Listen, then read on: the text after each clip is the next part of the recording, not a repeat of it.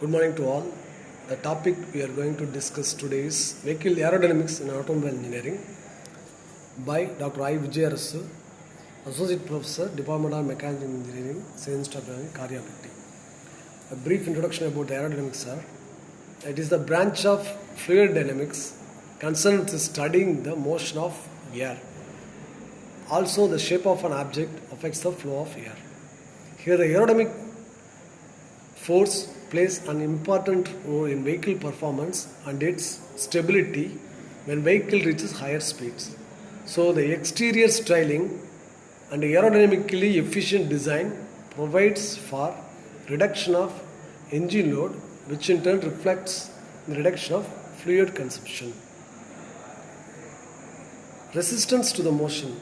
Three types of resistance aerodynamics designs are air resistance or drag, which has happened a vehicle moving in the air. Gradient resistance, actually vehicle is moving up or down in a slope. Rolling resistance is given by a vehicle's tire. Finally, inertia force due to acceleration and braking of vehicles, also the masses of rotating parts, this resistance is usually happen. The basic principles of aerodynamics are drag, lift and crosswind force. In this slide, the aerodynamic forces are described. First one is drag force. It is a resistance force caused by the pressure difference between front and rear of a forward moving vehicle.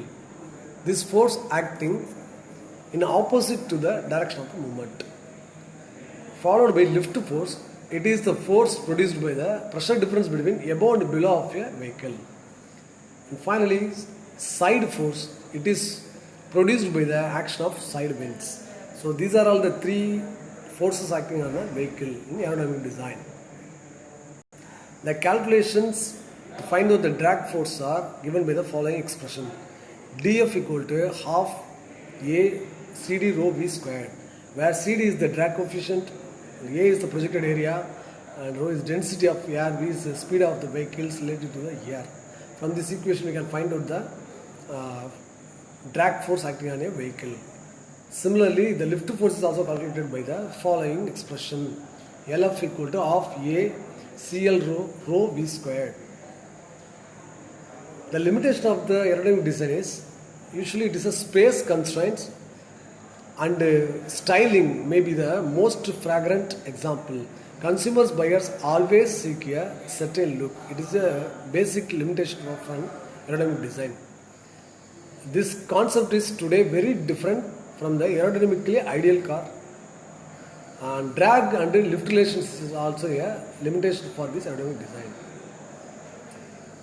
Conclusion. Aerodynamic efficient design finally depends upon the following factors.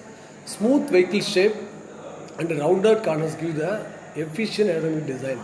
Tapered rear end, minimized body seems to be a good aerodynamic design. Substitution of rear view mirror with the cameras give the good aerodynamic design. And the smooth underbody also give the good efficient aerodynamic design of this any vehicle. Thank you.